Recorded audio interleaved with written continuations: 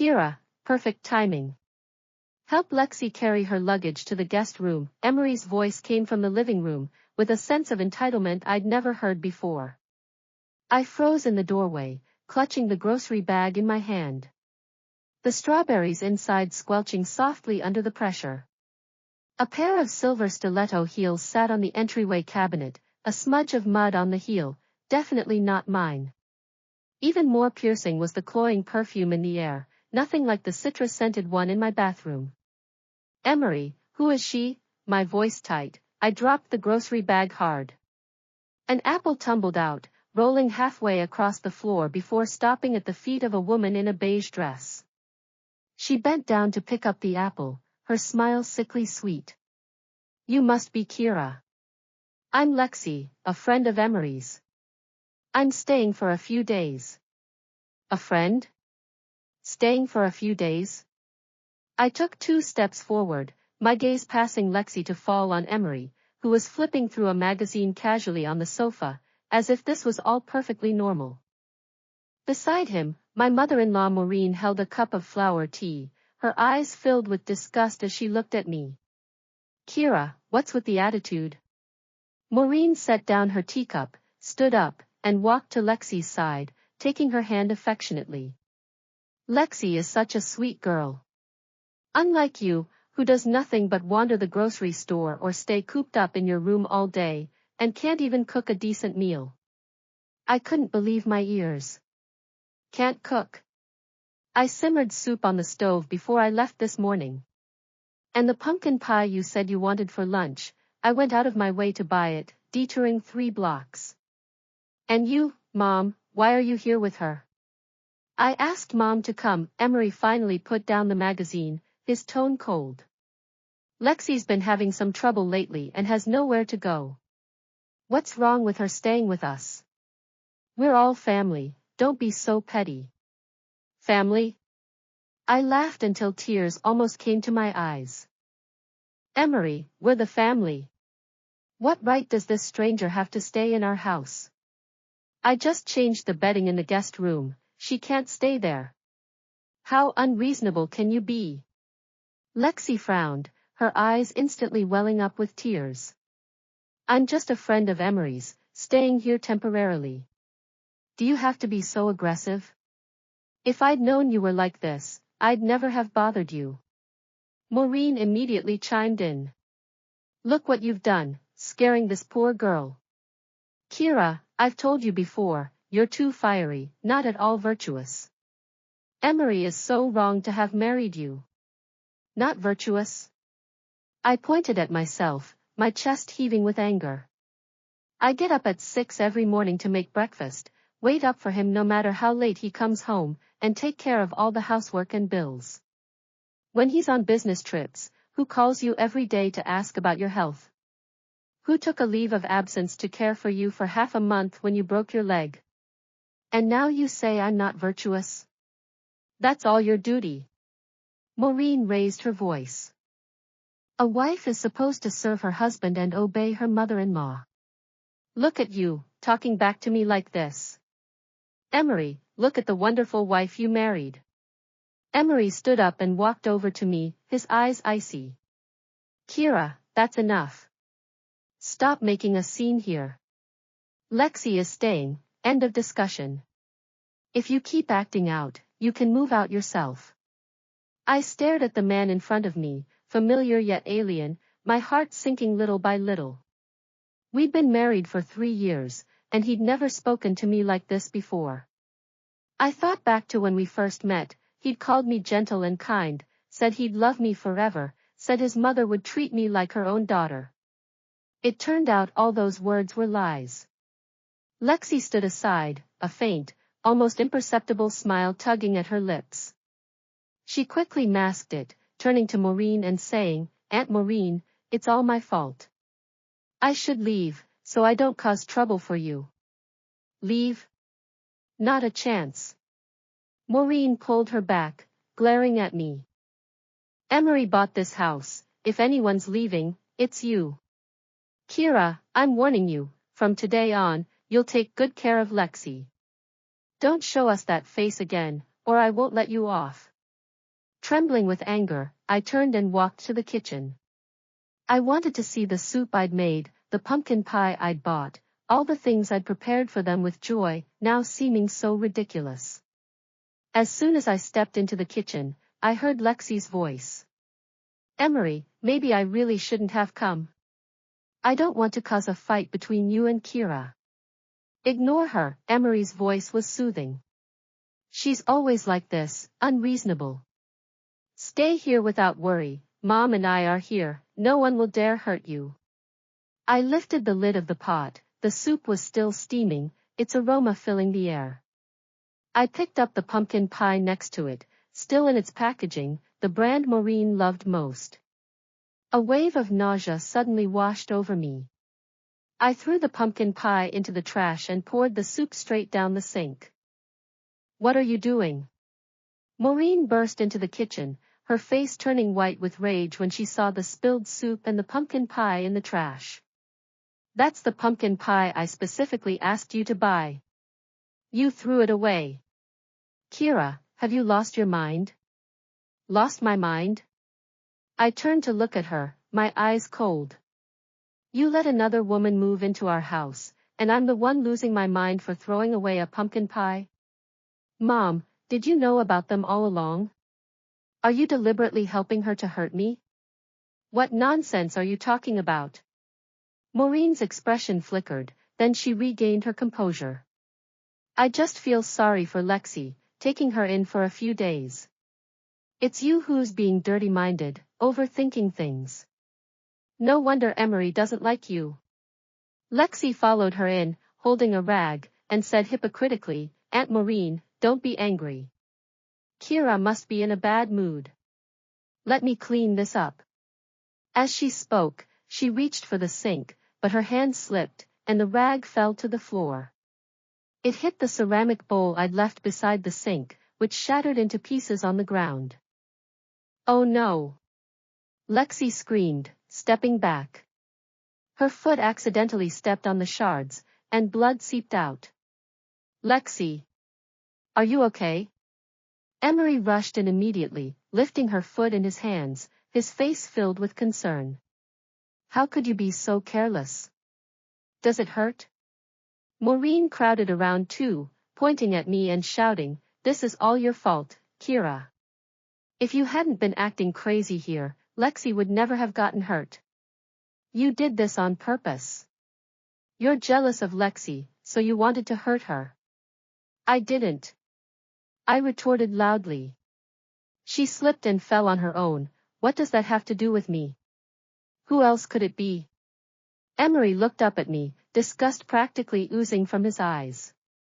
Kira, I'm so disappointed in you. I used to think you were just a bit fiery, but I never knew you were so vicious, jealous of a young girl, even trying to hurt her. Vicious? I laughed bitterly.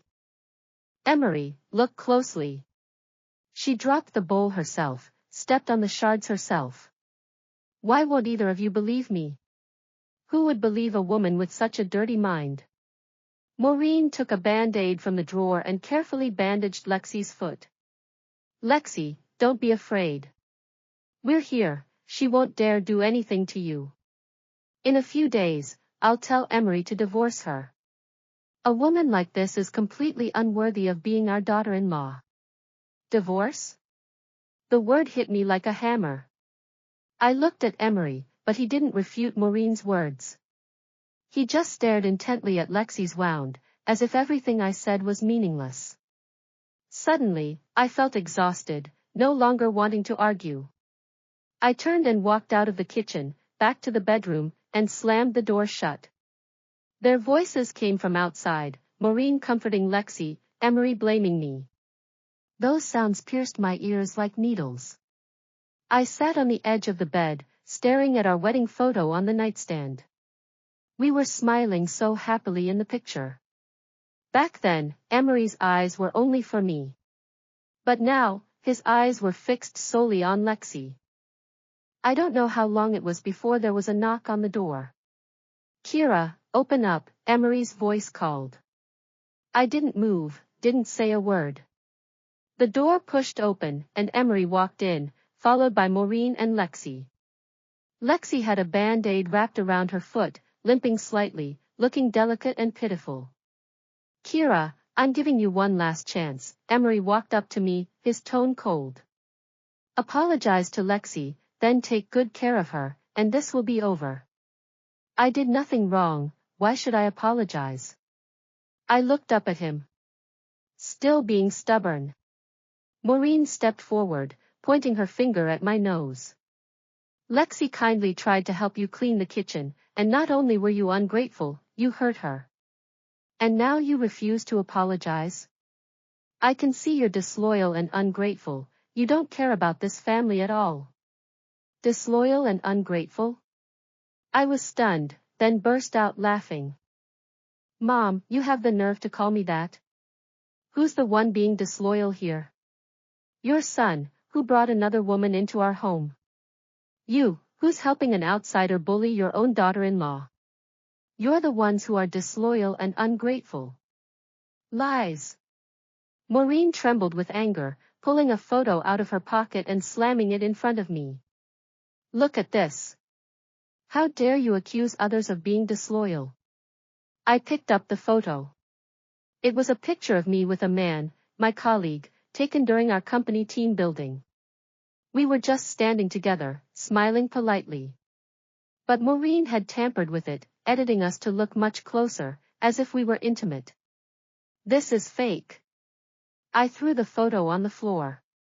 It was taken during team building, we're just colleagues. You photoshopped it. Why would you do that? Fake? Maureen sneered. Who's to say it's fake? You leave early and come back late every day, who knows what you're doing outside? Emery trusted you so much, and you betrayed him. Kira, you're a shameless woman. Lexi chimed in at the right moment. Kira, I know you don't like me, but you shouldn't betray Emery like this. Emery loves you so much, how could you do this to him?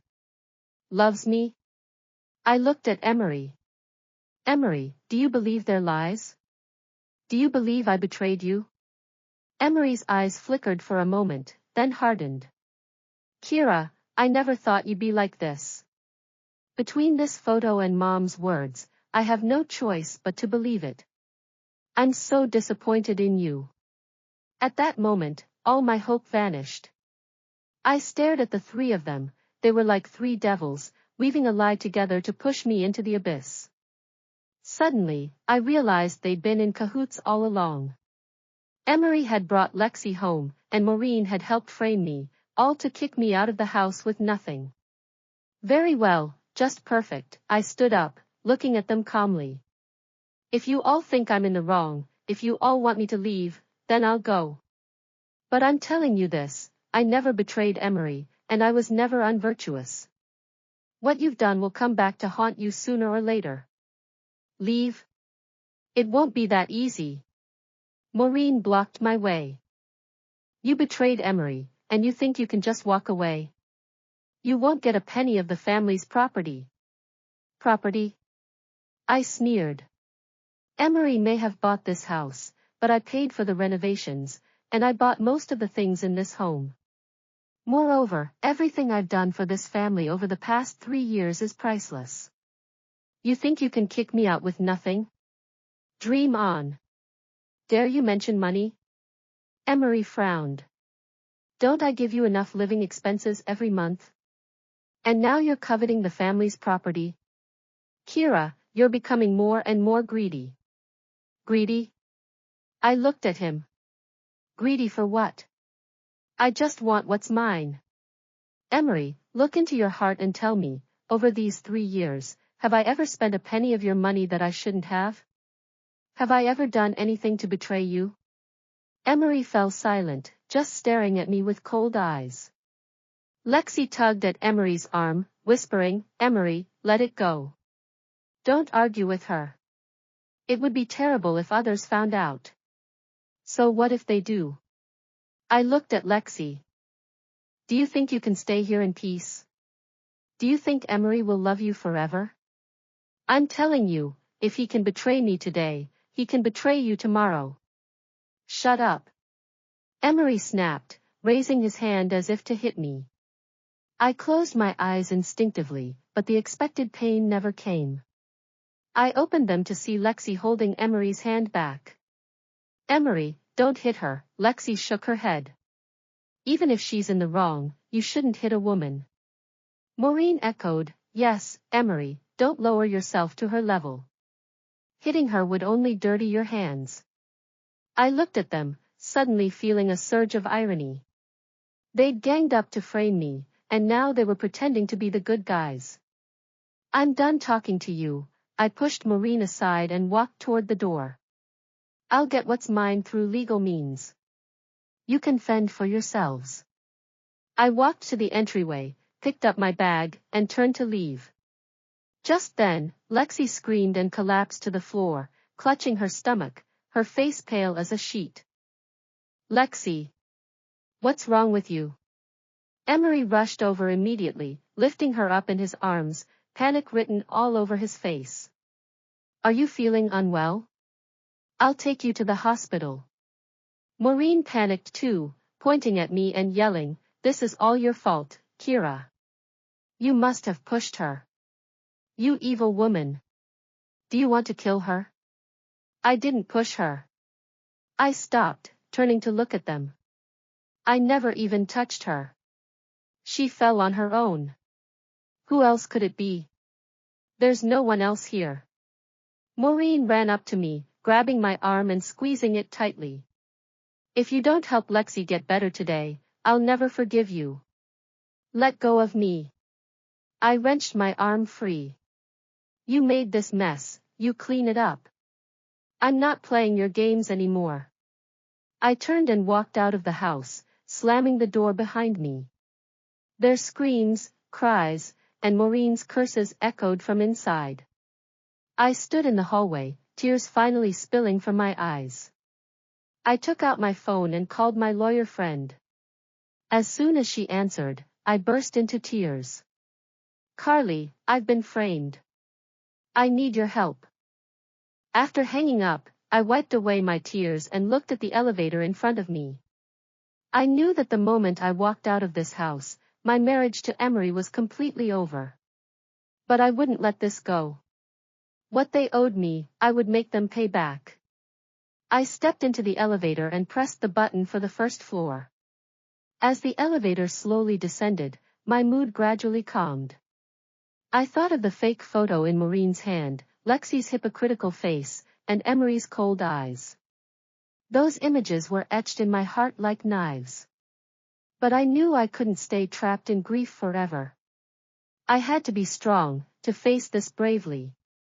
I had a stable job and true friends who cared about me. I didn't need to rely on anyone. Without Emery, without that disgusting house, I could still live a good life. Walking out of the apartment building, the sunlight was a little harsh. I took a deep breath. The air was free of that cloying perfume, filled only with the scent of grass and earth. I took a step forward, heading into the distance. I knew the road ahead might be difficult, but I would keep going, and I would thrive. Just as I reached the community gate, my phone rang. It was Emery. I hesitated for a moment, then answered. Kira, get back here right now. Emery's voice was filled with panic and anger. Lexi has a terrible stomachache. The doctor says she might be having a miscarriage. If you don't come back, I'll never forgive you. Miscarriage? I froze. Lexi was pregnant? With Emery's child? That explained everything, why he defended her so fiercely, why Maureen had helped her so much. They'd been having an affair all along, even having a child together. And I'd been such a fool, still pouring my heart into this family. Emery, my voice was surprisingly calm. Lexi is pregnant with your child, isn't she? You've been together all along, haven't you? There was a silence on the other end of the line, then Emery's voice came. So what if she is? Lexi is gentler and more virtuous than you. She can give me the life I want. All you do is throw tantrums. Kira, come back and apologize to Lexi, beg for her forgiveness, and maybe we can still talk. Talk? I sneered. Ezra, do you really think there's anything left for us to talk about? Enjoy your life with your mistress, your child, and your vicious mother. I hope you never find peace. With that, I hung up the phone and blocked Ezra's number. I never wanted to hear his voice again, never wanted to have anything to do with him. I hailed a taxi and gave my friend's address. As the car pulled away, I watched the scenery blur past the window, a sense of relief washing over me.